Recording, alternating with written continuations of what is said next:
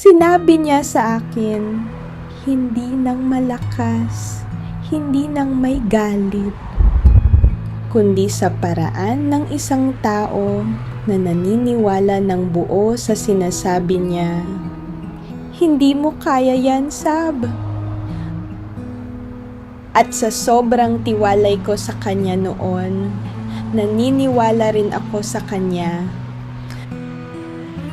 Hindi iyon isang beses lang nangyari. Hindi iyon aksidente.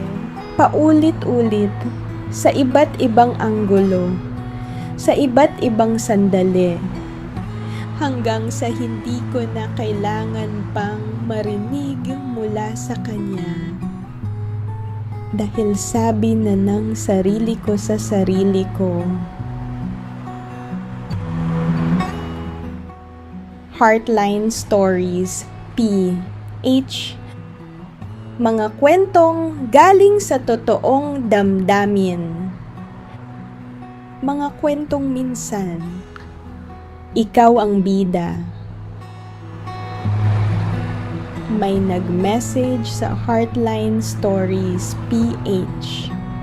Sabi niya, matagal bago ko na-realize na ang pinaka-mapanganib na tao sa buhay ko ay yung taong nagpaparamdam sa akong kulang, pero ginagawa niya ito ng may ngiti. Ito ang kwento ni Sab. Nakilala ko si Renz sa trabaho. Mas matagal sa kumpanya. Mas maraming alam sa industriya. Doon nagsimula ang respeto ko sa kanya at doon din nagsimula ang problema. Ang respeto ay naging pag-asa at ang pag-asa ay naging pag-asa na siya ang laging may alam. Siya ang laging tama. Siya ang laging dapat pakinggan. May mga sandaling maganda rin sa amin. Yung mga gabing nagtatrabaho kami ng late, dalawa lang namin sa opisina, malamig ang aircon, mainit ang kape, pakiramdam ko, partner ko siya. Talagang partner. Nagtutulungan, nagkukumpleto. Iyon ang unang version niya na nahulog ako. Hindi ito malinaw sa simula. Mukhang mabait lang siya. Tumutulong, nagbibigay ng advice. Sabi, ingat sa project na yan. Complicated yun. Sab, baka hindi pa ready ang presentation mo. Sab, sigurado ka ba? Kasi sa experience ko,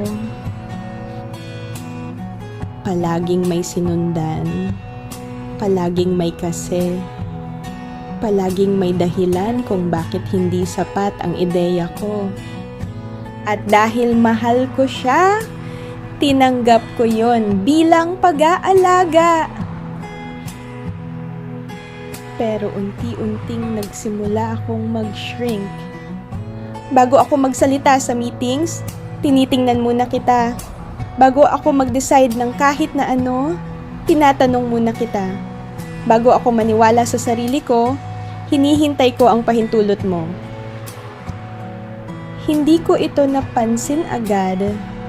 Yun ang nakakatakot sa ganitong sitwasyon. Hindi ka bumabagsak bigla. Dahan-dahan kang lumalayo sa sarili mo. Unti-unti. Tuwing binabaliwala ang isang ideya ko. Tuwing sinasabihang mag-ingat. Tuwing naramdaman kong mas matalino ang iba kaysa sa akin.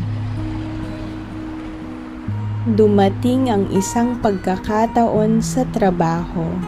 Isang project na gusto kong pangunahan. Iniharap ko sa kanya ang ideya ko. Nakinig siya. Ngumiti.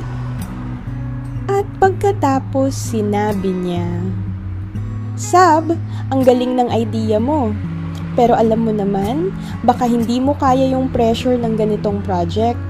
Mas okay kung ibibigay natin ito sa ibang tao. Baka hindi mo kaya.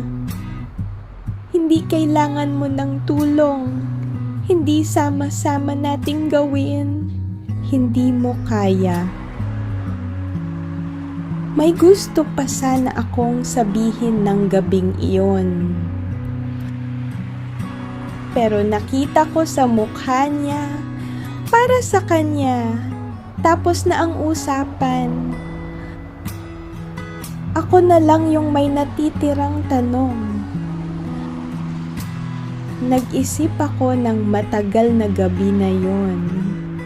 Nagtanong ako sa sarili ko, totoo ba? Hindi ko ba talaga kaya? At sa unang pagkakataon pagkatapos ng matagal, hindi na ako pumunta sa kanya para sa sagot.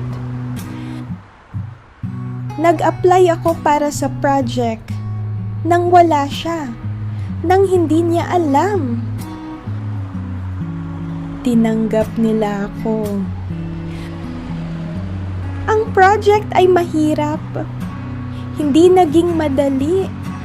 Merong gabi na nasa meeting room ako ng 11:00 ng gabi. Mag-isa, laptop bukas, kape malamig na. At naramdaman ko ang lumang boses. Hindi mo kaya yan, Sab. Nanatili ako sa upuan. At sinabi ko sa sarili ko, panoorin natin kung sino ang tama. Hindi ako sumuko.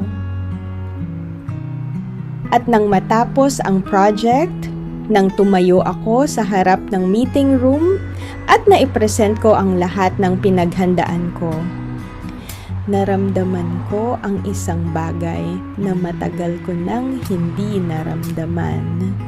Sarili ko. Ilang linggo pagkatapos, nalaman ni Renz ang nangyari. Hindi siya galit. Hindi siya nagdrama. Sinabi lang niya, sabi ko na sa'yo, kaya mo naman pala. At ako, ngumiti lang. Dahil alam ko na ngayon, ang kaya mo naman pala, hindi iyon papuri. Iyon ay pag-amin. Pag-amin na alam niya mula pa noon. Pinili lang niyang huwag sabihin. Hindi ako umalis ng may galit. Hindi ako nagpaalam ng may luha. Nagsabi lang ako sa sarili ko, hindi ko na kailangan ng pahintulot ng sino man para maniwala sa sarili ko. Para sa lahat ng may taong palaging sinasabihang hindi mo kaya. Pakinggan ninyo ito. Ang taong laging nagpapababa sa iyo, hindi siya nagmamalasakit sa iyo. Natatakot siya sa iyo. Natatakot siyang makita kang lumagpas sa kanya. At alam mo ba kung paano mo mapapatunayan iyon? Gawin mo lang ang hindi mo daw kaya. May nagsabi ba sa inyo ng hindi mo kaya at nagawa ninyo pa rin? Ibahagi sa komento. Heartline Stories, PH.